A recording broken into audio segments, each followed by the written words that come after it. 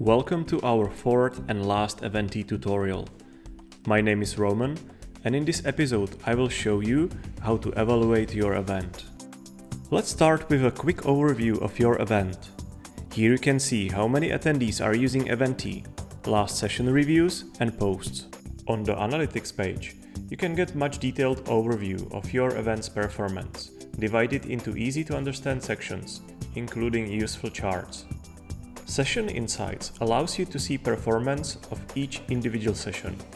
Let's try one of our demo sessions. Here you can see all given ratings and comments, including overall average rating. The last analytic view represents networking performance. You can easily see how much your attendees engage with each other during the event. And that is end of our tutorial. I would like to thank you for taking the tour, and I wish you to run successful event using Eventee.